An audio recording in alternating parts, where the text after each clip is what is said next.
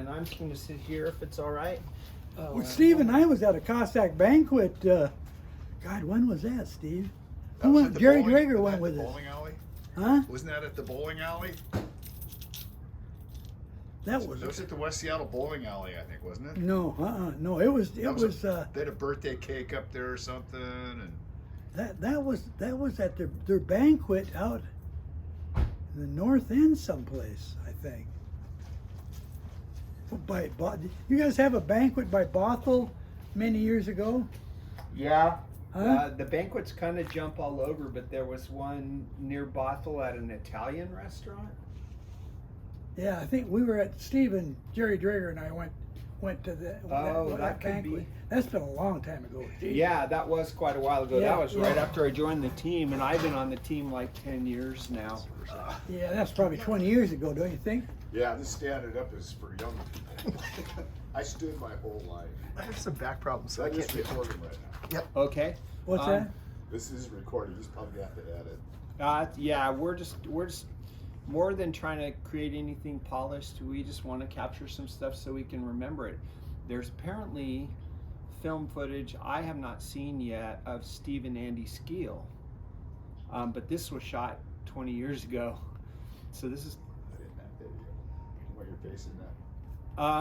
Do you want to turn it so we can see both of us, John? There you go. Now you got your both in there. So let's just start with a little basic information. I'm here with Terry Saxlund, and as far as we know, Terry is the oldest living Cossack. Today is what, July 31st, 2021, which means the Cossacks are 83 years old. 89.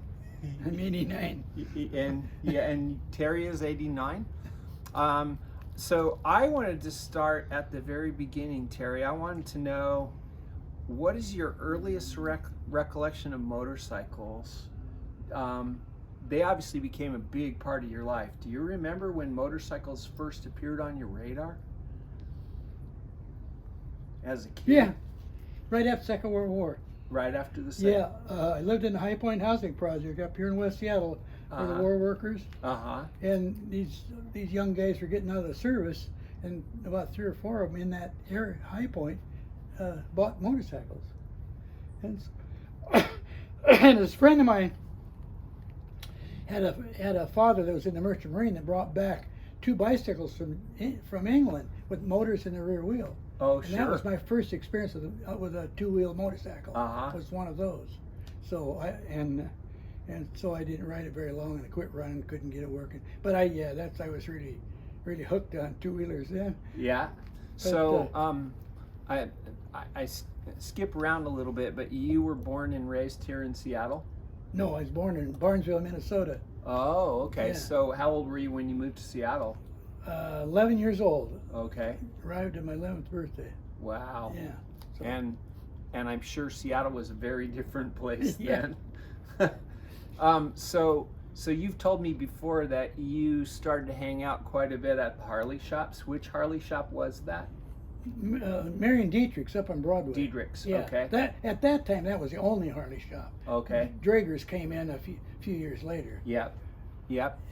And so you were just a young kid who'd go in there and kick tires and watch what was going on, or? I started earning my living delivering on a motorcycle in 49 or 50? 49, I think December 49. Do you remember what motorcycle that was? It was a Harley. A Harley trike. Yeah, okay. Yeah. Yep.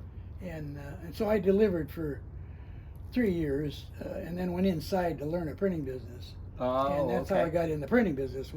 That was my start. But in doing that, you're in and out of the Harley shop a lot. Yeah. And then Yep. and then of course I bought my first.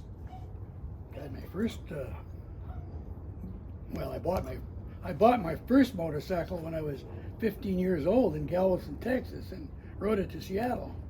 And so, wow. And so, yeah, I ran away from home when I was 15 years old and went in the Merchant Marine. And ended up making $800 on a trip to Europe, and got off in Galveston, Texas, and went in and bought a $600 2-year-old Harley. Uh-huh. And my watch partner, he bought a 45, and we headed for Seattle. Yeah. Wow. Yeah, so And do you remember what bike that was that you bought and rode back to Seattle? 46 Harley 74. A 74 Yeah, flathead? Yeah. No, that was an overhead. Oh, wow. Okay. That was an overhead. Huh. Yeah, it was. They had the 61s and then the 74s. Yep. And they still made 80-inch flatheads. Yeah. But no, that was overhead. Oh, okay. Because the 45 he bought was a flathead. And I told him, I said, you better buy something bigger because it's not going to keep up. With you, Oh, yeah. yeah. I said, so anyway, it blew up in Salt Lake City. The 45 did? The 45 did. He Yeah. pushed left at the side of the road, and I hauled him to Salt Lake, got on a bus, and went to Montana. Oh, no. But yeah. you made it back all the way with no problems on your knuck? Pardon me? You made it all the way back with no problems on your knucklehead to Seattle? Busted a chain in the mountains up in Colorado, some damn place, I don't remember. Ah. But then I busted a throttle someplace around out of Boise, and I had to hand throttle it with my left hand, my right hand or whatever to Reach down and to grab get, the to carb get the linkage? dealer. Yeah. So do you remember when the Cossacks first kind of came into your consciousness? Was that just through the Harley dealer? It was probably when I started delivering on a motorcycle. Yeah. Because that's how I happened to get into it. And a guy that took my place on the motorcycle when I went inside, Clayton Wyrick was his name.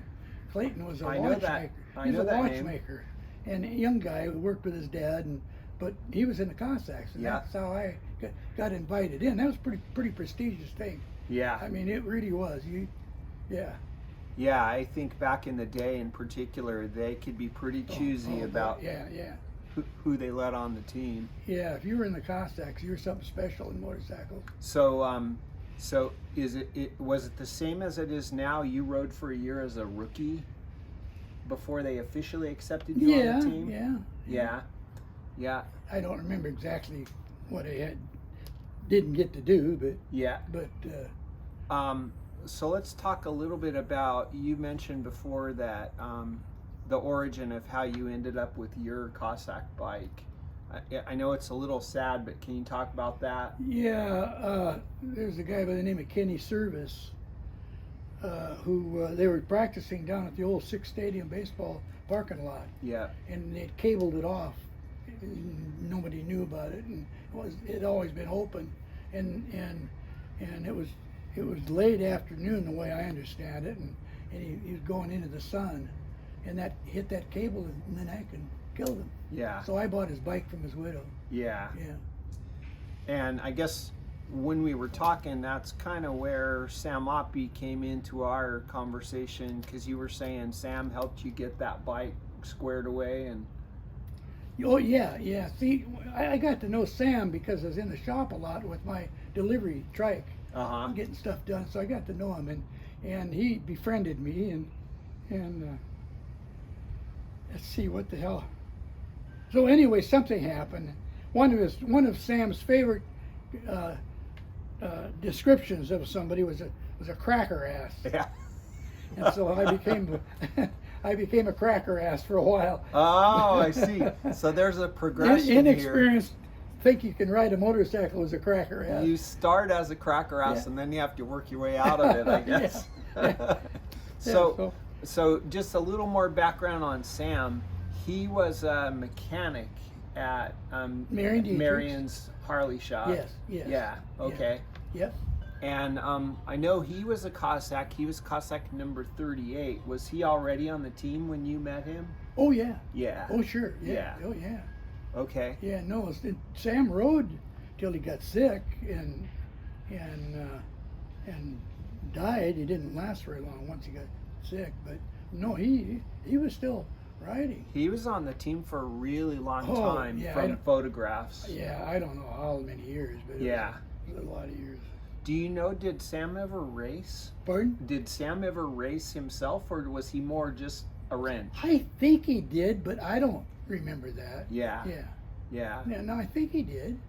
So when you decided to join the Cossacks, and you got your bike, and do you remember what year that bike was? I think it was a 32. 32 VL. Yeah. Yeah. and Sam helped you sort that out. Yeah. Anything that I needed, Sam would get for me or do for me, or and I'm kind of guessing that Al was how much younger was Al than me? Is he Bolt's age? 5 years maybe. Yeah. Is he around Bolt's age? Because he was in high school when I met Al, and in and out of it once in a while I'd see him, and I didn't really get to know Al till later years, but and I think Sam helped me because he just liked young people, and he did this stuff, got Al all ready to be in the Cossacks, and he wasn't interested in it, and he just kind of took me under his wing, and it's what he did, and so one of my favorite parts about the Cossacks is that there's a strong tradition, but there's also this passing the torch thing, right? The old guys who've been there and done it all recognize that for the team to survive, you gotta bring in young guys and you gotta teach them, and that's still very much a part of the team. Andy Steele was the same way. Was he? Yeah, same. I knew Andy pretty well. Him and I are pretty good friends. So let's take a little diversion here. Andy is the one guy on the Cossacks that really fascinates me because he must have really been a character. Can you talk a little bit about what he was like? He was a character. Yeah. He was a lot of fun to be around. Yeah. Yeah, he really was. I didn't know Steve that well. Steve was a little different than Andy, but I knew Steve. Steve delivered pills on a motorcycle, and as a matter of fact, I bought the bike he sold. He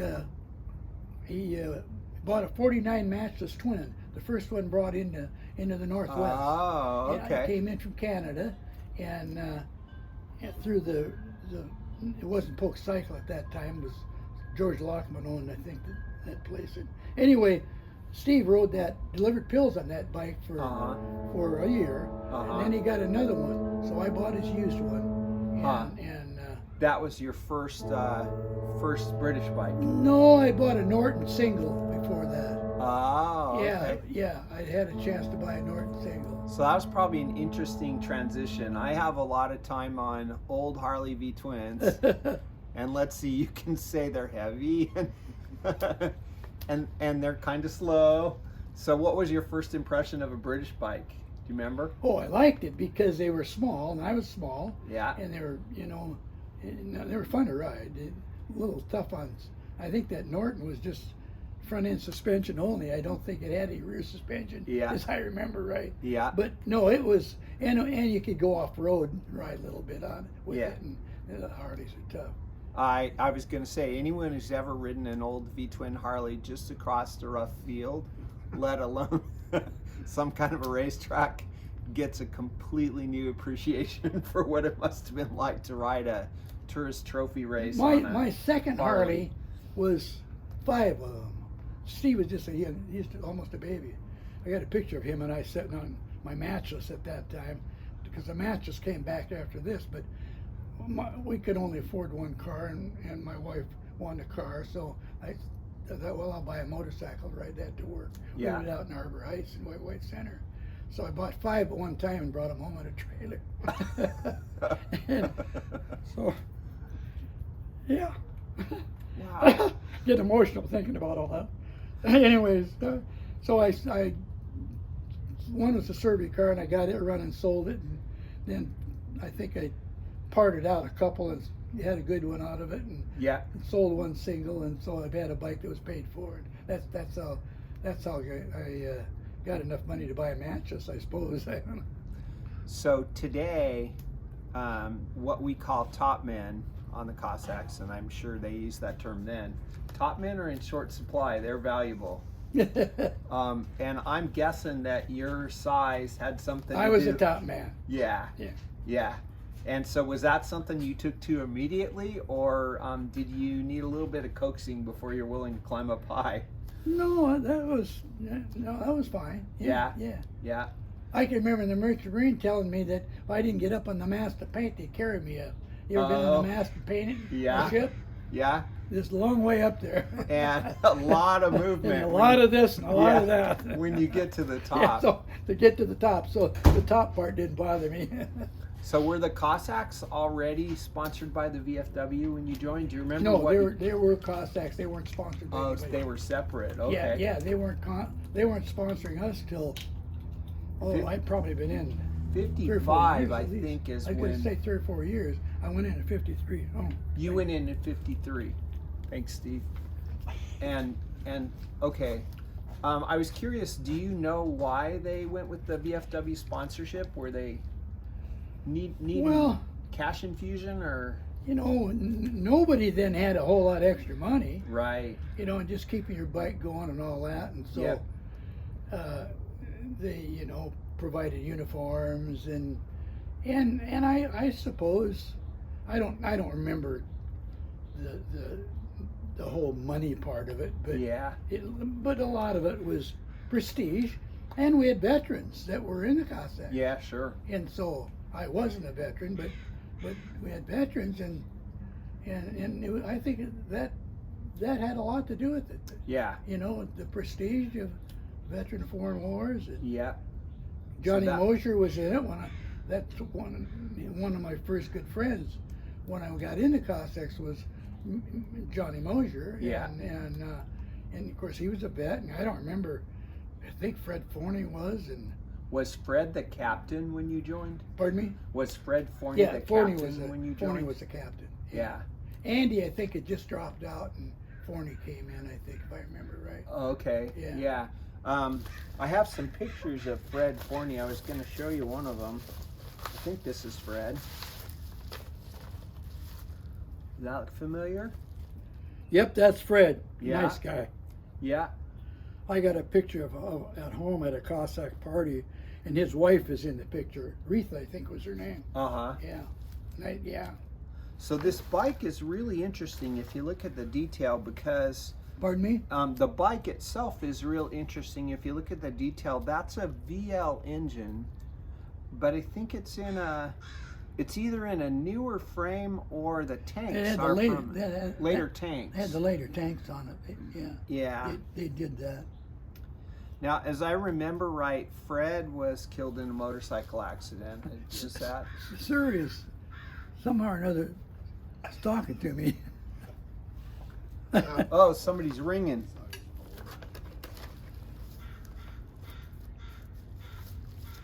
She said, I'm not sure I understand. That's about all I get from Siri. Yeah, that was a sad thing. We had a show in Falls City on a Saturday. Yeah. I think it was. Yeah, it was a Saturday. And it was about 3 or 4 of us were going to the Long Beach Gypsy Tour. Mm-hmm. So we left as soon as the show was over with and headed for Long Beach and heard the next day in Long Beach that Fred had got killed on his bike on his way home from that show. Yeah, I have newspaper clippings from that, and then I also have his obituary and a couple of photographs of a flower arrangement the Cossacks sent that was in the shape of a motorcycle. Yeah. How long was he captain? Do you know? Pardon? How long was Fred captain? Do you know? God, I don't know. I don't think he'd been captain too long when I came in at 53. And I don't remember when he was killed, but maybe mid-50s? Yeah, I think that's about something right. Like that, yeah. Yep. So, this is kind of a funny question. When the Cossacks in the 50s, when you joined the team, were they a pretty big deal in Seattle, you think? In the 50s? Yeah. Oh, yeah. Yeah. In the 50s, yeah, they were. So you did a lot of parades? Yeah, he went to a lot of went to a lot of parades. Yeah.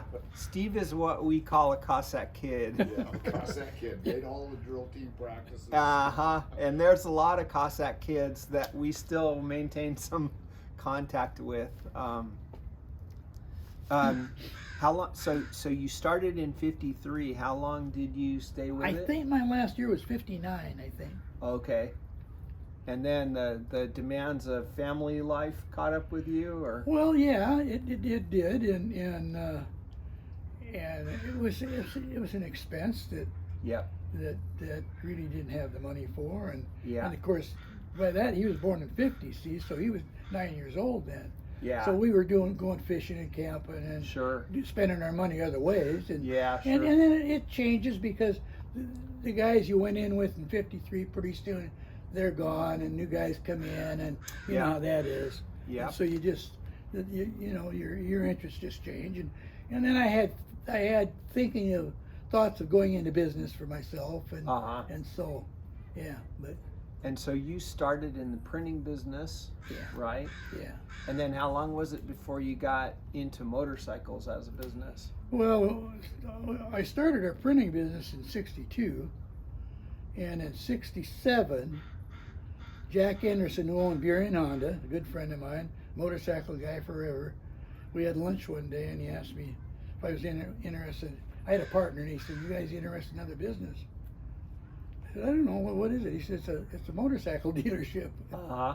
And I'd been away from bikes for quite a few years, and spending time on starting the business and going all through. The only part I had motorcycles was when we started the business, we had a sidecar for delivery. So I rode that back and forth the first year from West Seattle to downtown. And Okay.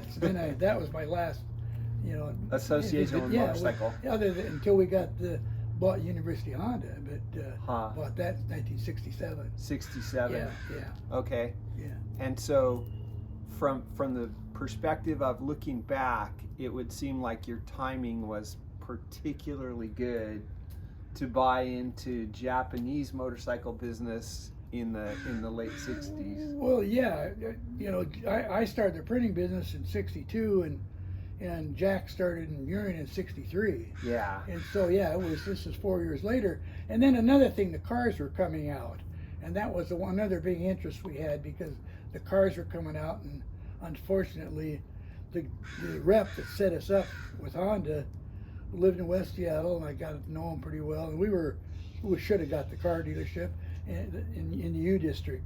Well, he died, and they brought another guy in, a car guy, as a rep, and our dealership went to Riak Olds downtown Seattle. Oh yeah. Okay. Well, everybody's got the unfortunately. story about the one that got away, right? But I was in it for 18 years. Yeah. So Yeah. it was a good run. Had a lot of fun. And, Huh. Wow. yeah, I was my partner. He on a day-to-day basis. He run the motorcycle business, and I continued to run the printing business. Oh, sure. And so when the weekends come, I'd go motorcycling and have fun. Yeah. He'd go boating. So you kind of got away from motorcycles for a while, but then when you got back into the business, Yeah. you got back into it as a hobby too. As what? As a hobby as well. Well, not really. I was interested in bikes. Yeah. But I got interested in it mainly because the opportunity I get a car dealership. Oh, and, sure. And we were looking for a business anyway, another Uh-huh. business, because my partner, what he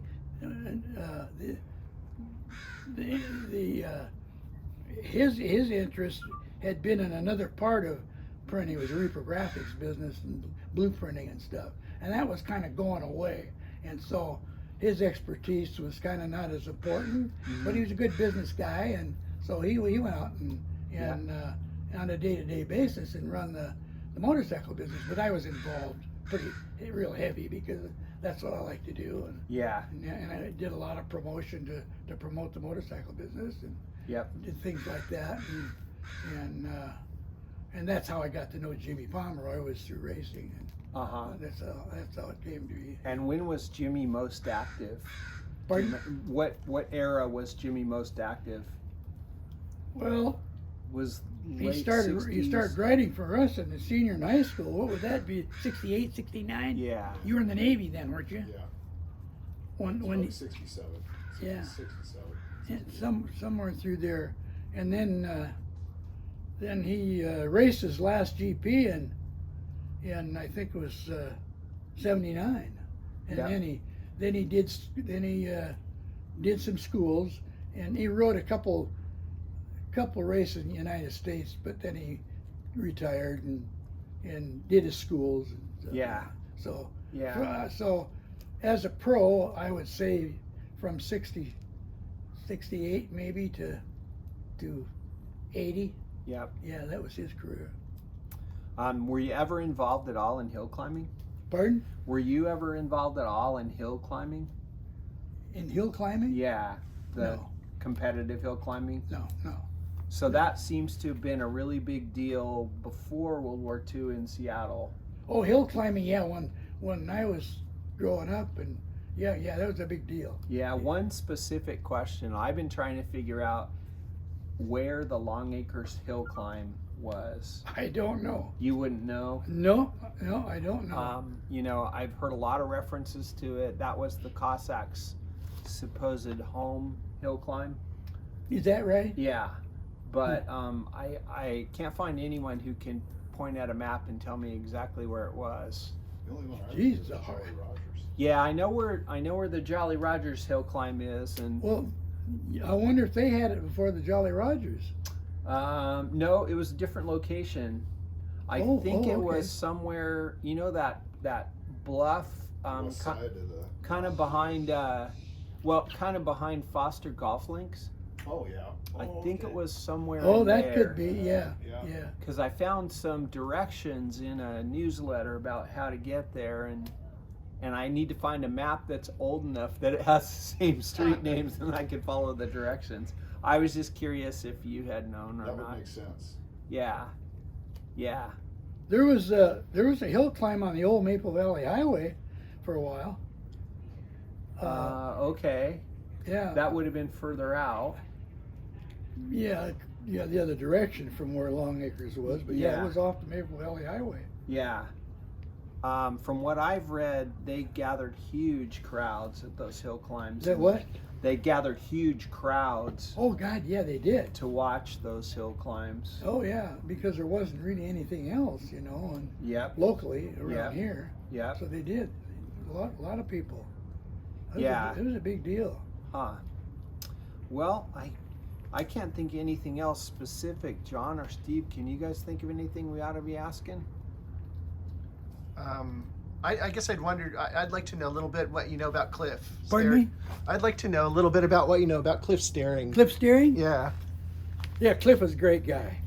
He was a mechanic at the Hardy shop when I was hanging out up there. Oh, he was. Yeah, Okay.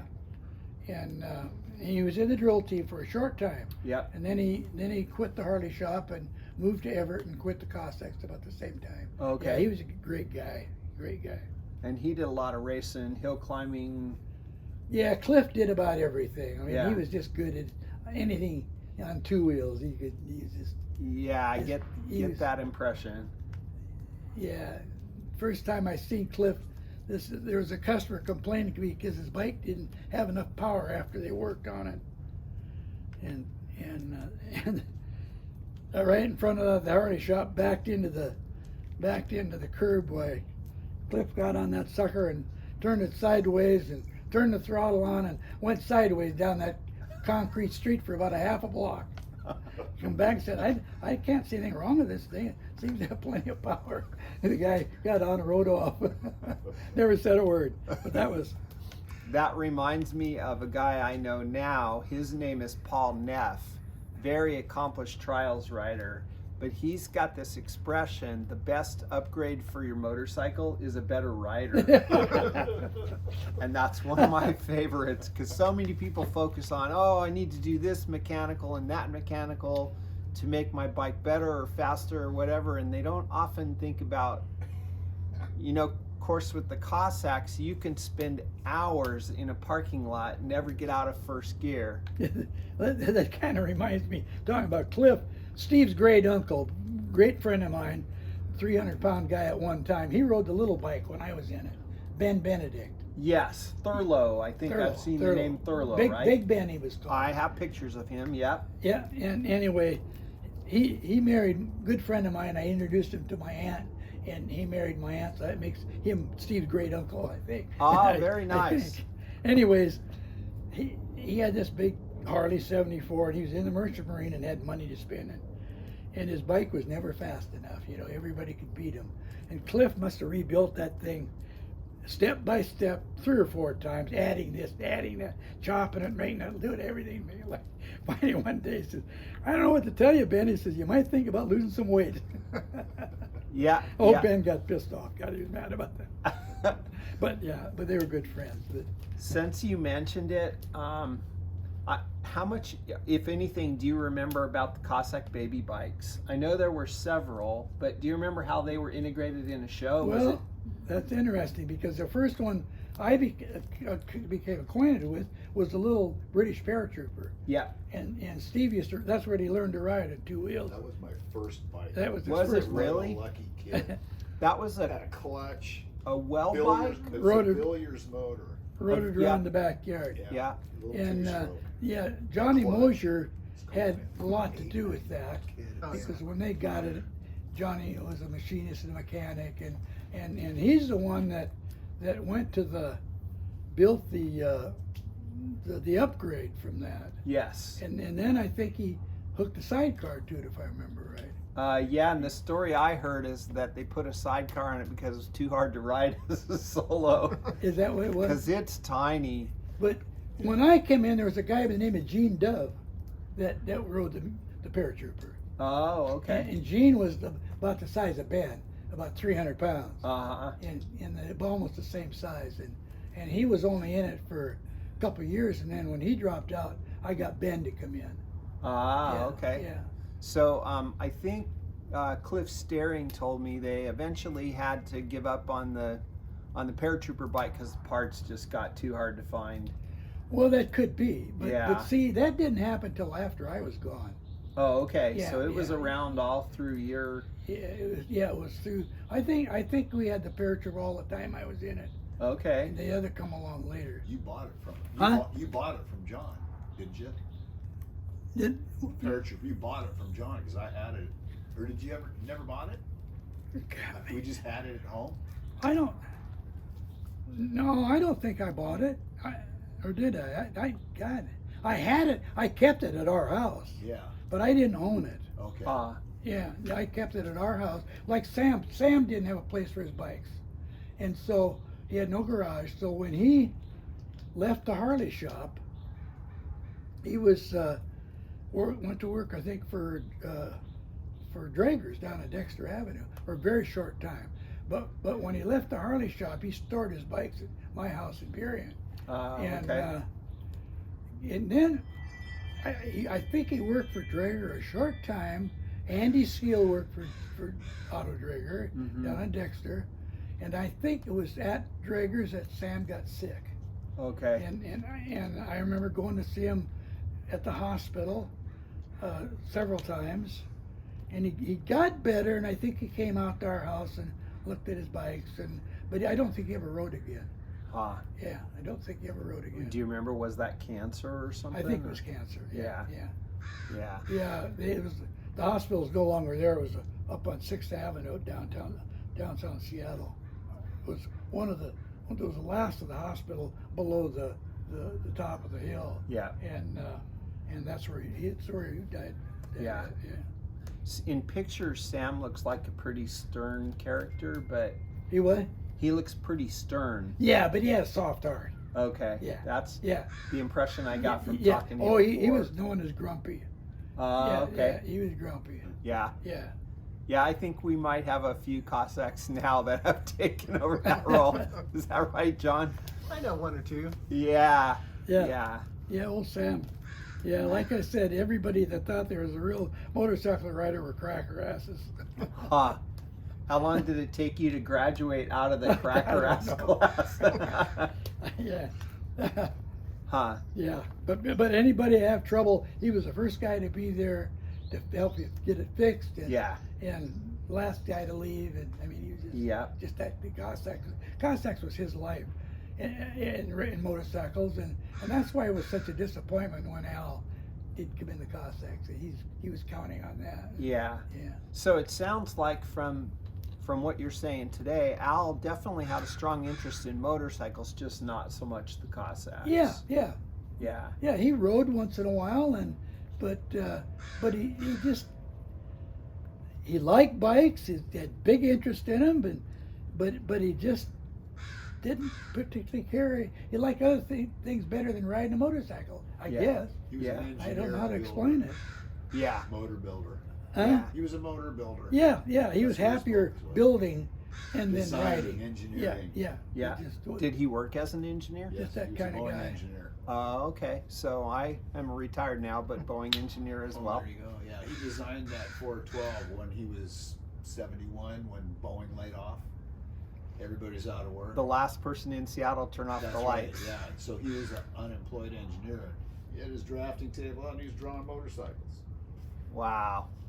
Well, when he left Seattle, he had a friend who was a Seattle biker, and he used to write stuff in motorcycle magazines back in those days. Bob Braverman was his name. And him and Al opened an engine shop in L.A. Huh. And that's where what he did when he left Seattle. Uh-huh. And him and Braverman. Then Braverman died. He died. And at that time, he was working on what the hell was that? Pantera. Huh? A Pantera. Pantera. He Yeah, took one the of those engine out of the Panteras. Pantera, put a big block Chev in it. Oh my gosh. Badass. Yeah. Wow. And, with his mind, the thing was built. It had a lot of horsepower. Yeah. Yeah, he was more of a car guy than a bike guy. However, once he got involved we got in the motorcycle business and started talking about racing and that kind of stuff, and that's when he got interested back into bikes. He had the first Mercedes Gullwing in Seattle area. Oh wow. Yeah, him and I were partners in the Optaco because he bought the material and someone else did the welding and Steve did machining, and I bought the parts and for that bike and provided the engine and all the parts except the frame and the seat and that stuff. And so we were partners in it and verbal partners. Anyway, when he left, he just left everything to me. But I went down and he died in California. He wasn't very old, was he? Was he 50? He's in his 50s, yeah. Yeah, 50s, died of a heart attack. Huh. So Never I guess one of those guys that never smoked, never drank, Yeah. and I must have ate the wrong thing, but he wasn't obese or anything, or fat. No, just I think one of genetics those is things. Just Yeah, pretty died of big a heart deal. attack, probably from lack of exercise, would be my guess. probably. Yeah. Huh. But that's where he got it from his dad, Sam. That was, he all inherited that engine Yeah. stuff. It's funny. We're trying to decide whether what my brother and I call the gearhead gene, whether it's genetic or not. I have two great sons.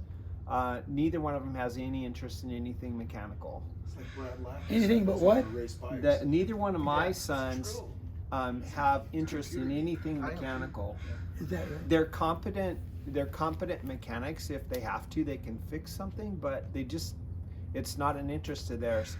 John's got a son who is unquestionably a dyed-in-the-wool gearhead, and Yeah. it sounds like Steve Yeah, is a yeah, gearhead yeah. too. I wore my hands out doing it. Yeah. Yeah, I'm sure. That car. What's that? I said I restored that car. Yeah. Wow. Yeah. They had bullet holes in the doors when I first seen it. Every piece. Yeah. Yeah. Well, my first car is still in my garage. It's a 1933 Plymouth. 33? Yeah. Really? Yeah, and I bought that car in boxes. Did you? Yeah, and brought it home, and I remember the first time I got it running, it had 3 speeds reverse and 1 forward, because I had the differential upside down ever, and my father was sitting on the porch laughing at me. If I remember right, I think Rob was 13 when he bought that car. Oh, jeez. So you guys been friends that long? Brothers, We're brothers. Oh, you're Yeah. brothers. Oh, Yeah. okay. So I remember, I remember driving back roads and stuff because he wanted an old car, and we looked for probably a couple of years. Yeah. My dad was real supportive of it. And I think my dad figured, well, Plymouth is low power, so he's not going to hurt himself. Talk about backwards reminds me, first time we went trail riding on a Bultaco. He was on a 175 Campero, wasn't it? It was a Sherpa T that started up backwards. It was a Sherpa T that started backwards, wasn't it? The engine was running backwards? Anyway, he was going to climb this hill, and we hadn't had the dealership very long, didn't know him not much about him. He revs that sucker up and lets the clutch out, and went backwards. Yeah, they will run backwards. I know that was The funny. timing is so close to top dead center. It's like Yeah. 3 degrees or something. Wow. Wow. That was so funny. I know a couple of the Cossacks have had sidecar transmissions. Oh, And I think it was Dave Eady that at shows once in a while would do a reverse gear burnout because he could shift it into reverse. Yeah. Just grab the front brake and hold it. Yeah. drag yourself backwards. yeah, that's interesting. You know, you have kids, they don't have the interest. You kind of wonder, you know, you just do. But my dad, my dad cared less about cars. Yeah. As long as the sucker run, that's all he cared. Yeah, That's same. all he wanted to know about. My father is a very accomplished self-taught mechanic. His father could have cared less. Yeah. I was lucky growing up, like every kid. You don't have any money to buy anything, and you just get what you could afford, and Yeah. be old and beat up. But I had a neighbor whose dad was a good mechanic. Yeah. That's what he did for a living, and so I learned a lot from him. Yeah. Yeah, I really did. And if I wanted a car, I had to be able to fix it myself. Yeah. I mean, that's just kind of how it was. Yeah. And so if I couldn't, then I got rid of it. But yeah. Did you ever own an Indian, or is that a nasty word? Pardon me? Did you ever own an Indian motorcycle? No, or is- but a good friend of mine had one. I always remember first time I rode that sucker. Boy, talk about backwards. Yeah. Dang it. Yeah, there's a lot different if it's set up stock. Boy, I'll say, yeah. But and the way I just watched these guys, the way I learned how to ride that first Harley is this guy got to know a vet, and he kept telling me, Saxon, when you can start that sucker, you can ride it. Well, I was small, and that was a 74, and I watched him, and I watched him, and I discovered that it always started pretty good right after he shut it off. Anyway, he pulled up and rode up, and he said, "Can I ride that thing, John? You can start it, Saxon. You can ride it." Goddamn if it didn't start. So that's another kind of a Cossack tradition, because I think our current lieutenant, Jimmy Wright, was telling his son, George, the same thing. He said, when you can start my knucklehead, you can ride it. That's what this was. It was a knucklehead. And I think the way Jimmy tells the story is he all of a sudden heard this knucklehead roaring to life out in the driveway. Thought, oh shit, he got it started. And George is part of the team now. Is that right? Yeah, and a great rider. He's riding a 45 that used to belong to Delon Sandmeyer. And Yeah, I think at one time there's three guys that had Harleys, and one guy had an Indian. yeah, And through those years,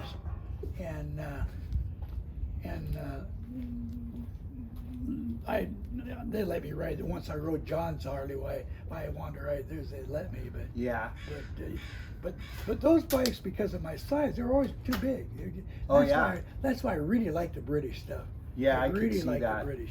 They were just light, easy to ride, and easy to start. Yeah, I have a 48 Indian Chief, and it's Do you? stroked to 80 cubic inches, and it's a fresh motor, and I'd be willing to bet somebody your size might not even be able to kick it through. It takes so much.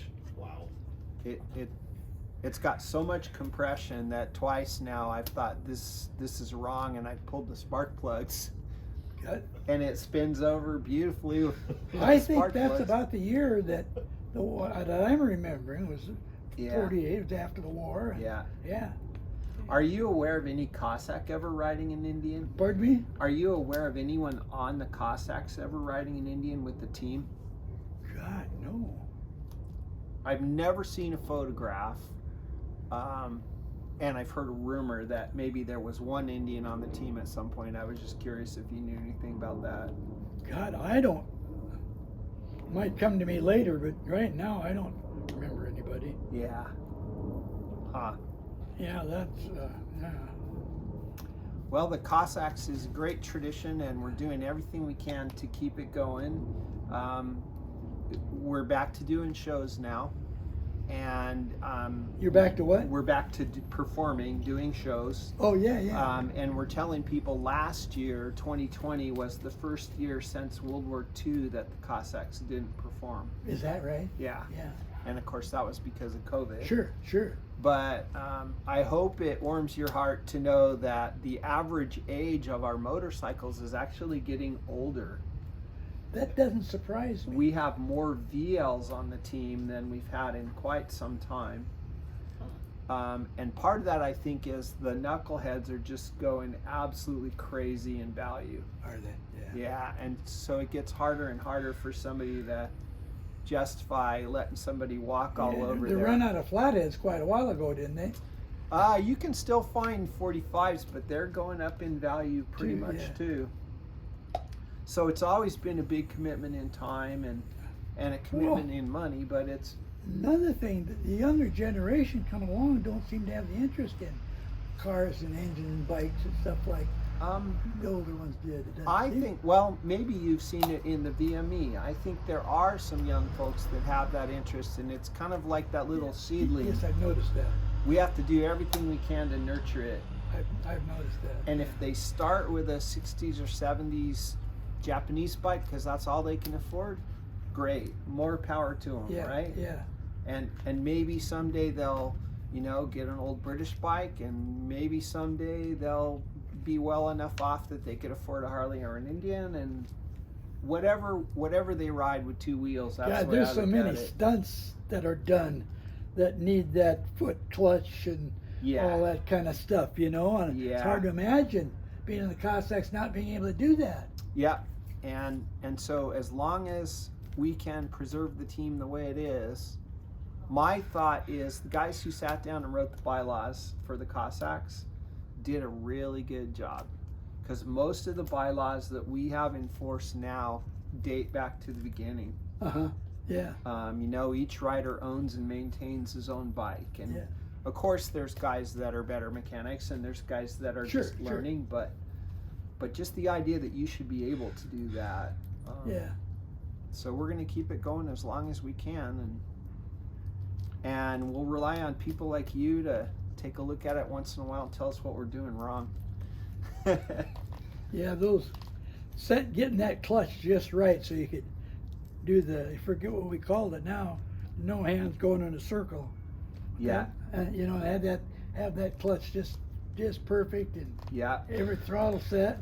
Which reminds me, talking about throttles and clutches and Harleys, back in those early days when I delivered, a lot of the companies, independent delivery, dependable delivery, they had sidecars, and they all had that same shift, the same clutch and mechanism, and the guys get in a hurry, probably because they had too much coffee and were late on deliveries. They'd pull a bike up to a stop and just leave it in gear, leave the clutch disengaged, and they'd run in and run back out and get on and leave. Well, the problem was that sometimes they'd get delayed, and that sucker, pretty soon as idle, it'll start to speed up, and it'll speed up. Pretty soon the clutch is doing this. Pretty soon it's engaged. Starting to rock forward. Yeah, starting to rock forward. And finally, they all put car clutches basically on them. They took the spring out. Yeah.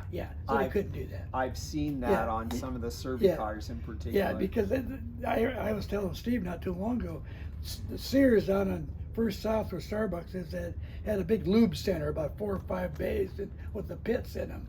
And one landed in one of the pits. Oh my gosh. Then one went through a bakery store, Vandy Camps, I think, up in Queen Anne. Went through a window. And then a guy, a good friend of mine, right across the street from where I was working, after I went inside the printing business, about halfway up the block, he come out and looked around. I said, he could hear it.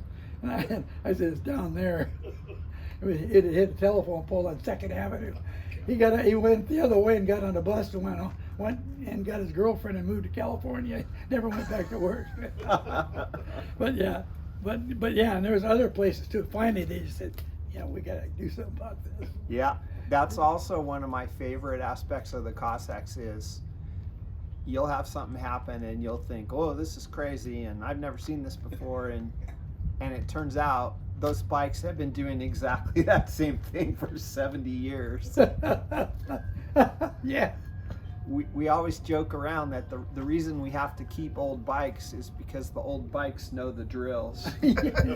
So it's easier for a new rider if he gets on a bike that already knows what it's doing, and all he's got to do is hang on.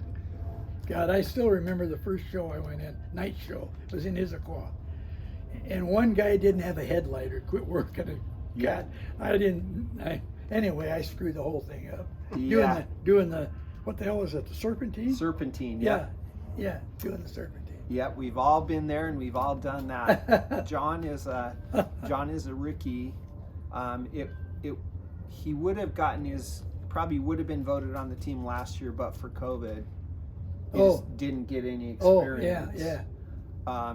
And so he's riding a second rookie year this year, and just got his uniform. And good. very. Oh, you're just a newbie then. I am a noob. Oh, Yeah. wow. Congratulations. Yeah. I've been hanging around. That's the team hard for to almost 8 believe. years, but Took them that long to convince you. you did. It literally did.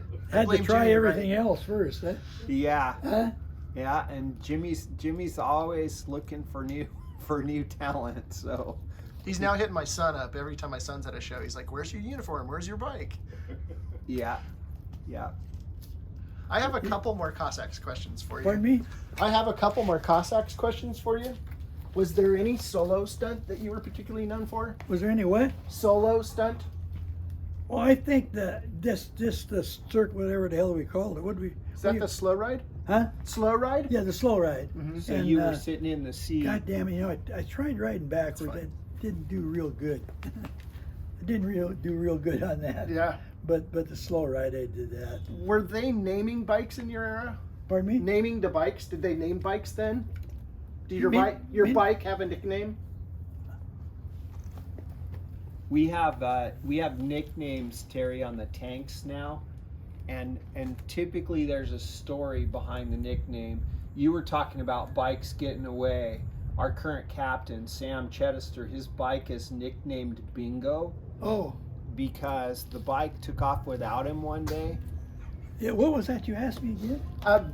Did your motorcycle have a nickname when you were on the team? No. Did they not do that then? Did what? Did they, so now every bike on the team has a nickname? Did they not do that back I then? don't remember that. Okay. No, I don't. Yeah, I think that's something that must Son have of a come bitch. in, must have come in The only thing I can think of when you couldn't get it started. Did you ever have a nickname on the team? No. No. Yeah. Let's see. What are some of the other nicknames? There's PETA. I had a nickname, but it wasn't on the Cossack. Yeah. I'm I'm the lone British guy on the team, so my bike is called Whitworth. Oh, is that Whitworth? Yeah. What's your bike? It's a 45, Uh-huh. a 4245. yeah. Whitworth, huh? Called you Widge. What's that? Called you Widge. Yeah, his great uncle. I was the first guy of all of my buddies to go British, and his great uncle, my good friend Ben Thurlow Benedict, he called them widgets. Next thing you know, they're calling me widget. Oh. And then for short, it was Widge, just Widge. Yeah. But in the Cossacks, no. No. Were Oppie's JD cut downs a thing when you were around, or had that already happened? Did what? So Oppie used to build the twin cam JD powered cut downs. He was kind of known for those. That was towards the. I think that was all just before I got to know Kind of him. figured that. Yeah. Yeah. I think he just sold his last JD, Mhm. but he used to tell me a lot about it. And I don't know why those things, there was not many around Yeah. for years. Well, I think the engines were rare. That twin cam engine. Yeah, because I'd only seen a couple of them, and I never really knew anybody other than Sam that had a JD. I think his cut downs would outrun knuckleheads, and that's why they were known. Oh, yeah. Yeah, I think by some reports he made maybe a dozen of those. Did he? Yeah, was real well known on the West Coast. Yeah, I remember there was maybe a couple at the Hardy shop that were his. And he did all his work at the Hardy shop because he had no place to work at home. They lived up on Queen Anne Hill, and up on the hill, and they had no garage, And so he did either at friend's house or probably most at the Harley shop. Yeah. Marion Dietrich was that kind of a guy that owned that shop. He was just a super nice guy. He was a hill climber himself. And his brother-in-law Monty Montgomery from Tacoma, he was a hill climber, and yeah, he was just one of those guys. And I think most everybody had, not everybody, but most of the guys been with it for a while had a key where they couldn't go to work. Oh, sure. You know. Yeah. But yeah. Anyways, yeah, Drager, Jerry. I'm a good friend of Jerry Drager's, Otto Drager's son. Yeah, I've met Jerry. You leaving already? I was going to ask if you wanted a coffee, but I can tell you're very in depth in this We're immediate thing. just kind of wrapping up. You want a coffee? Sure. All right. Sure do. All right. Yeah. But yeah. Anyway, Otto Drager was a kind of a different sort of guy. He was a heavy drinker for one thing, but a pretty good businessman, pretty smart guy in that respect. And but you know, I always remember the day when Andy's Skill's last day. By that time, Marion had closed up. Sam was still working, maybe, or just left Drager's because of his illness. But Andy was still there, of the original group that went down from Capitol Hill to Dexter. It was in the wintertime, and I went in, and it was cold. I went in, how the hell did I do? I took our bike down for service. And so, how the hell are you doing? Andy says, I'm doing great. Today's my last friggin' day working for that goddamn cheapskate Otto Drager. I said, why? He said, that sucker, it's cold. Don't feel how cold it is in here? He won't buy oil and put a stove back here. Yeah, and that's the last. It's funny I should remember that. But yeah. So, and then Andy relocated down to California, right? Yeah. San Diego? Anderson and I used to stop and see Andy every time we went south and at the races for anything. And Andy ended up running Skip Fordyce, and that was a big shop. Oh, okay. I didn't know it was Fordyce. Yeah, he started out in sales and worked his way up, and he was general manager of Skip Fordyce. Yeah. Wow. I know Otto Drager wouldn't buy heating oil.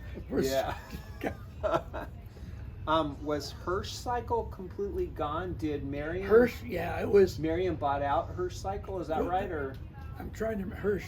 Well, the Indian shop went in up there. Forsberg Indian. Yeah. In that same building, as I remember. Oh, okay. I believe. Yeah. Unless there was two other locations. Yeah. And then they moved. He moved it down on Westlake. And sold it to Dewey Ostapek, the guy that owned Dewey's up Broadway. Yeah. He sold that Indian shop to Dewey. Okay. And then Dewey moved up on. That was a really nice new building on Westlake. And then Dewey moved on up to Capitol Hill. Yeah. Yeah. Dewey was a pill peddler. He had a God damn it, he had one of those 4-cylinder Indians. Oh wow.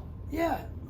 I think I've seen photographs of that bike actually. Yeah. Did he deliver for Bartell's? Do you remember? For who? For Bartell's Pharmacy? Either Rubenstein's or, I don't know, there's a couple of them. There's a picture of somebody parked outside of Bartell's and they have an Indian 4 in one of the... Well, it could have been. But I know he delivered for Rubenstein's, and so did Steve Skeel. And there was one other big drugstore that delivered it. You know, a lot of back in those years, there's a lot of wealthy people lived up on Capitol Hill. Oh, sure. And they delivered their medications to them, you know, and oral office downtown too. But yeah, I first met Dewey when I was going to school in West Seattle. I was Western Union delivery guy, and I went. Western Union had a Western Union shop at 2nd and Cherry Street. And the first day of the job, who should ride up but Dewey on his 4-cylinder Indian. And I was told by the guy inside, Saxlund, get going. You're just wasting too much time. And I was out talking to Dewey and admiring his 4-cylinder motorcycle. Yeah. So that's, forgive my ignorance, but that's the same Dewey that ended up in Georgetown, or no? That was Dewey's daughter. Oh, Dewey's daughter. Yeah, Okay. that was his daughter. Okay. Yeah, yeah. So that shop was just kind of on its last legs and Yes, then yeah, closing yeah. by the time I I came to think Seattle. I think she still owned the building on Broadway. Was Yeah. it right off 12th? I think it was, maybe. I'm trying to Okay. remember. Anyway, or was it on a pike? Maybe it was on a. Yeah, it might have been on an east-west street. And anyways, I think it got so bad she leased the building out, Yeah. and she moved her parts down to Georgetown. Oh, I see. Okay. God, what the hell was her name? I knew his daughter ran the shop in Georgetown for a while before it closed. That was her. Yeah. Yeah. Okay. She had emphysema. God, I'll never. The last time I seen her, she had emphysema, and she was smoking and had an oxygen tank. Honest to God, waiting on the counter. Wow. Do you remember if that was the first Triumph dealership in Seattle? Pardon? Do you remember if that was the first Triumph dealership in Seattle? Boy, if it wasn't, it was sure close to it. Yeah. It might have been one down on Pike or on Boren. There was a shop down there. It might have been that one when Dewey was down on selling Indians on Westlake, and he might have bought that and moved further up the hill. Huh. I think he did. Yeah. But he wasn't the first guy to have the Triumphs. Yeah. Somebody else. Do you remember roughly what time that was? What year? 49, 50 maybe. 51 into that era. Okay. Yeah, that was God, I should remember the guy's name. But Bob Budshot, when he first got out of the Army, he started racing, and he was racing a Triumph, and I was trying to think if that was a Triumph and Dewey that. So in the early 50s, Budshot was running a factory Triumph supported bike, the T100R. Who? Like Budshot Yeah. in the early 50s was running a factory supported T100R, like a pretty specially prepped dirt track bike. Yeah, and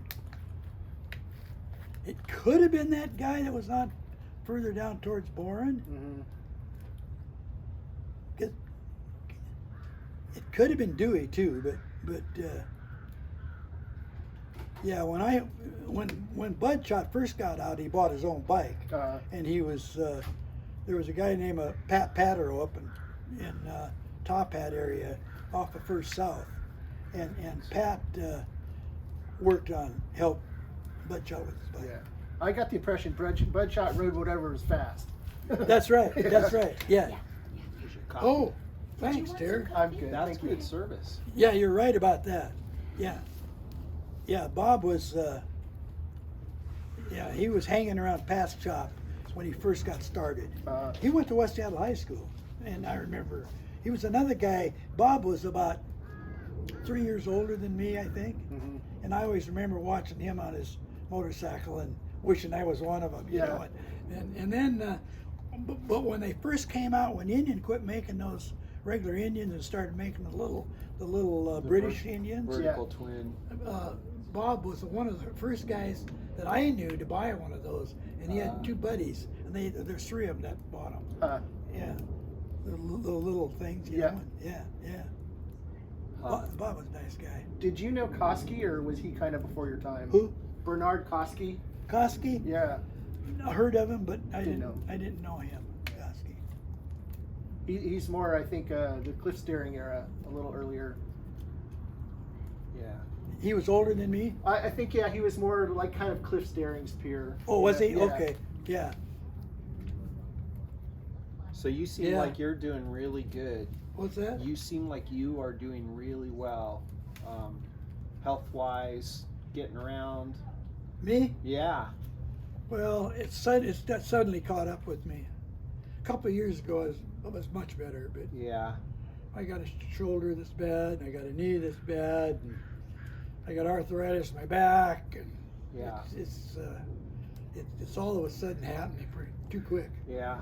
Well, I guess that's what it does, you know.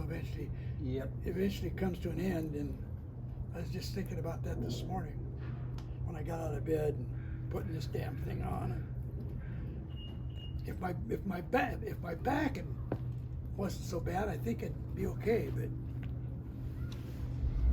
yeah, it's unfortunately easier to fix an old motorcycle than to fix an old rider. Huh? It's easier to fix an old motorcycle than an old rider. yeah, that's right. And And the funny part about all my injuries, this is my kickstart knee. Oh yeah. Oh, And yeah. So that's why this is bad. Yeah. You're lucky it's not a hip. A lot of guys have hip problems from kicking. Yeah. That I remember. I can still probably remember the day that I got kicked so hard that the sucker I couldn't walk on it for a while. Really? Yeah, it was when I was delivered, and it was a sidecar that they had for a loaner, with the big bike, big engine on it. It was a that sucker V-twin? kicked back on me, and Yeah. I limped around for a long time. Yeah. And I got by without any problems until just recently, Yeah. and so I'm pretty damn lucky. And for all the motorcycles I rode and crashed, and dirt bikes and street bikes, and pretty damn lucky because this is the only one from a motorcycle. My shoulder is I tripped and tore a rotor cuff Ooh. 30 years ago and should have had it fixed. And didn't. Yeah. So then I fell and hit the coffee table and then hit the floor and landed on this shoulder. So now I'm treating. Good thing I got Steve to drive me around to these places and talk to these doctors, because half the time I don't hear what they're saying. Yeah. Yeah. Well, I haven't had any serious accidents, but every year some of the Cossack stuff is a little harder to do. But I planned right. I paid for my son's physical therapy tuition. So he's a licensed physical therapist now. Really? And I told him he has no choice. He is the Cossacks physical Where is therapist. he? Where is he? He practices up on top of Queen Anne Hill. Does he? Yeah. Yeah, his name is Jim. Physical therapist. Yep. Yep.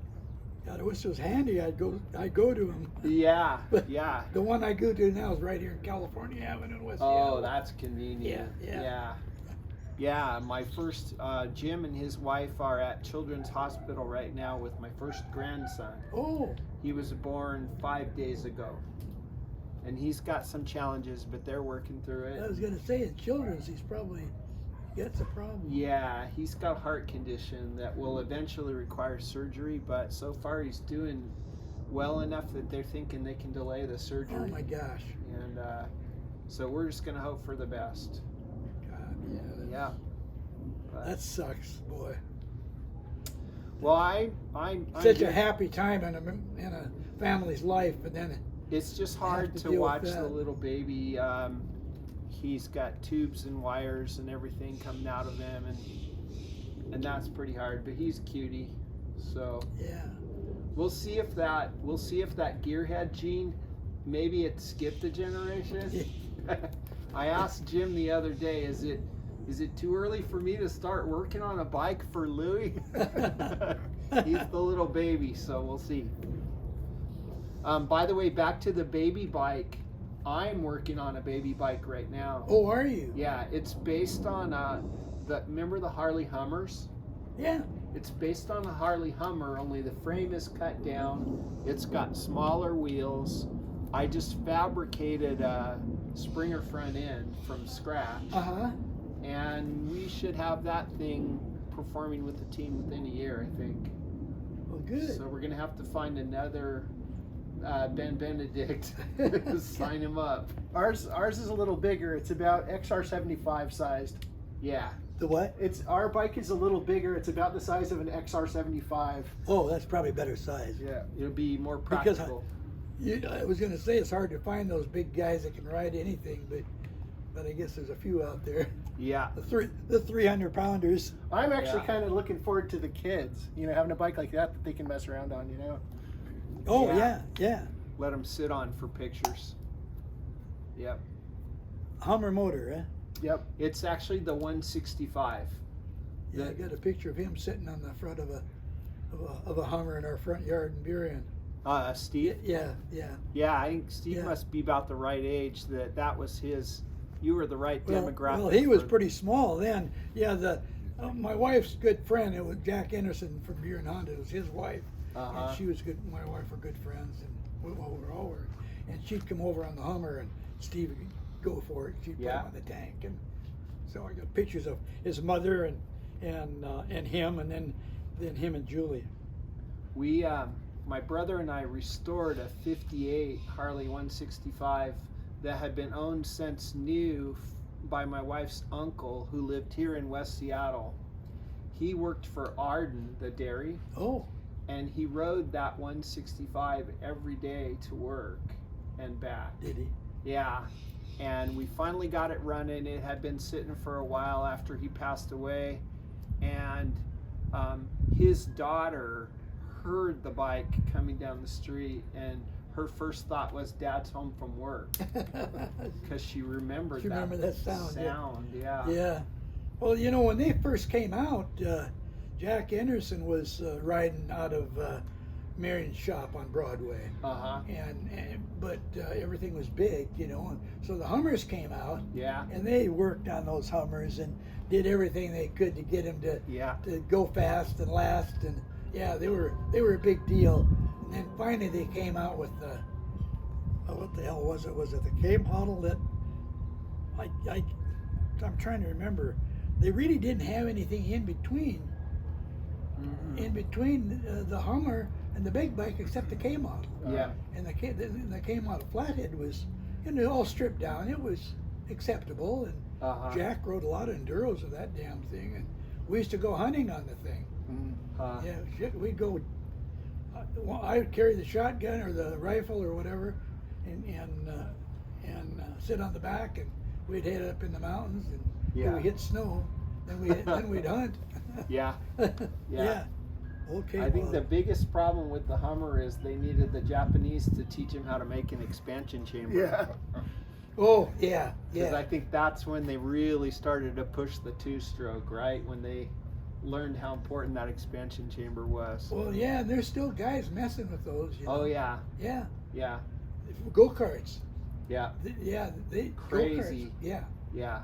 As a matter of fact, Steve's good friend just lives down the street here. He's a go-kart guy. He was when he was younger. Well, he went go-karting yesterday. Yeah. Steve did, yeah. Yeah. They had a vintage go-kart race down by Roy. Huh. And he went to that. But yeah, they all vintage. But you got the expansion chambers on those things. John gave me a really good book about the history of the expansion chamber, and it was Czechoslovakian? He's East German. Originally East German engineer that came up with that technology. Are you building that Hummer at home then? Yep. At your house? Yeah. I'll have to drive out there someday.